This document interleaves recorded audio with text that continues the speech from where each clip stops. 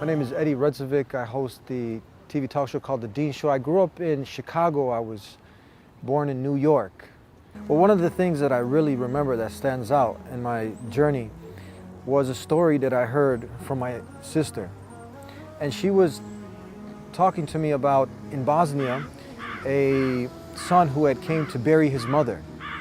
And as he buried his mother, he had finished, left, he had lost his wallet, his paperwork.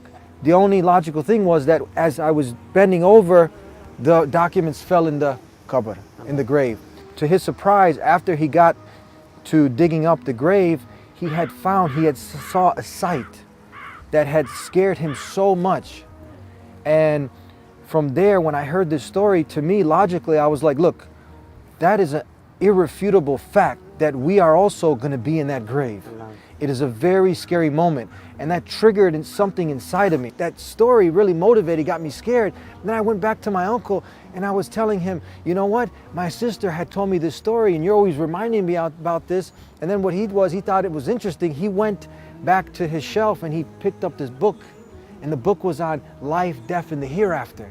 I thought that would be good for him to read, and I didn't really think he's gonna, read it maybe a little bit, But then he called me like in few days, I don't know, 2-3 days, and he said, look, uncle, I read the book, I wanna bring it back to you. I said, are you sure?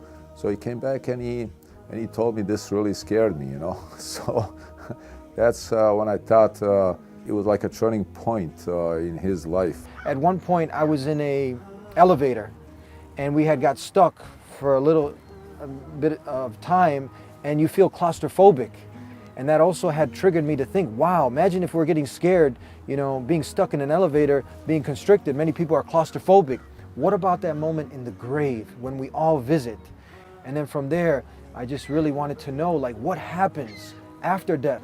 There's one ayah in the Quran, in Surah Al-An'am, where I really can connect to it, and I connected to it in my journey. And the ayah is talking about وَمَا الْحَيَاةُ الدُّنْيَا إِلَّا لَعِبٌ وَلَلدَّارُ الْآخِرَةُ خَيْرٌ لِلَّذِينَ يَتَّقُونَ أَفَلَا تَعْقِلُونَ. Allahu Akbar. And I was trying to understand. I was like, look, I'm in this life, and I'm experiencing these things, but it's not bringing that peace and solace and contentment. And I'm seeing exactly what Allah is talking about. All these people are trying to do is cut the next man out to get to the top, to outdo this person. You can see that with the celebrities that many people look out and up to. That's all it really was about material things, showing off, boasting. And at the end, you might have all the money, but you're bankrupt in the soul. And that's where I was. I was bankrupt in the soul, in the heart. But alhamdulillah, that Allah subhanahu wa ta'ala, He guided me to Islam, and that's where the true contentment, peace, and satisfaction was. Unbelievable. And really, if we can say the miracle, but I don't believe the miracle will come to me, to the prophets, but it's to me, I see Allah, mercy.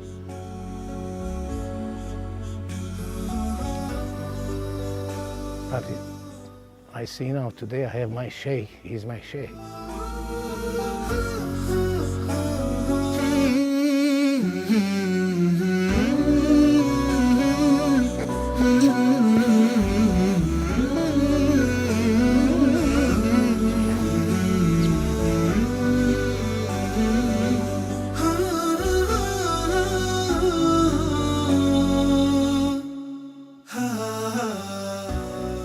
The change was good, not just for Eddie, but for our entire family.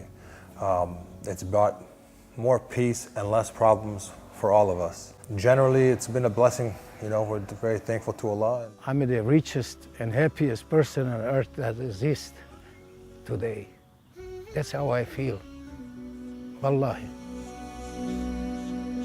By know Allah, that's the best, the richest. It's been memorized by kids at the young age. There's no other book like it. We know, take all the books, throw them in the ocean. The Quran is the only one that's been memorized by so many people, millions upon millions.